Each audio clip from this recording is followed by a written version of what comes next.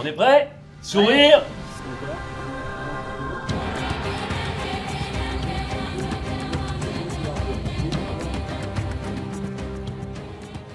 Je voulais vous demander, vous n'êtes pas lassé au bout de... Enfin, c'est jamais la même chose. Au bout de 23 ans de... Ça me fait plaisir parce que entre votre question et l'analyse que vous en faites, vous répondez. Ben oui, on voit que vous aimez ça. Quoi. Mais Alors, ça se ressent. Hein, Koh-Lanta, c'est ma passion, c'est-à-dire que c'est l'ADN de ma vie. J'aime le voyage, le dépassement de soi, la compétition, l'aventure. C'est vraiment ce qui nourrit ma vie depuis que je suis très jeune. Mais est-ce que, si vous aviez en face de vous un chirurgien, est-ce que vous poseriez la même question?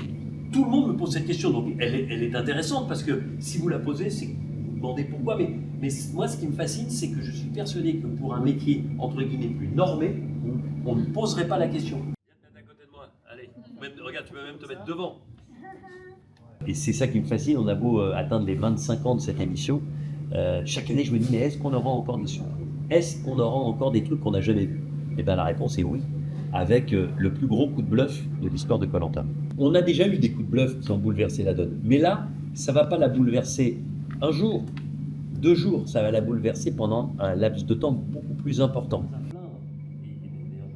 C'est important justement d'avoir un échange, d'avoir un feedback sur l'émission. Il ne faut surtout pas qu'on reste de notre côté par rapport aux téléspectateurs. Et je l'ai encore vu aujourd'hui ici à Nice.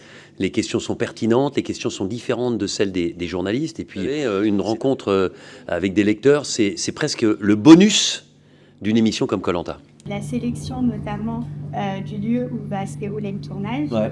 Combien de temps en amont ça prend pour prendre la décision? Et moi, il faut une implantation, il faut montrer et expliquer exactement ce qu'on va faire, comment on va le faire, dans quelles conditions on va le faire. Je pense qu'il y a des questions qui sont un peu plus personnelles, il y a des questions qui sont plus intéressées par rapport à l'expérience de téléspectateurs. La question sur la transpiration avec la chaleur, par exemple, c'est une question que peu de journalistes me posent.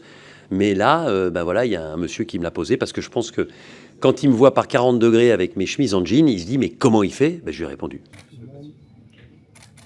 Comme c'est une émission qui dure et que j'aime bien les émissions d'aventure, je voulais partager avec Denis Brogniart parce qu'il a l'air sympathique et il est très sympathique. Je suis venue parce que c'était sympa d'avoir un échange comme ça, informel, avec une personne qui peut répondre à nos questions de tout ce qui se passe derrière. Ça représente beaucoup. C'est un rêve en plus. Moi, j'ai pas encore postulé, mais je compte le faire pour les prochaines années jusqu'à ce que ce soit bon. Mais c'est un rêve, parce que comme là il le dit, franchement ça donne encore plus envie de postuler forcément à ce genre d'aventure. Donc, voilà. On est prêt? Sourire!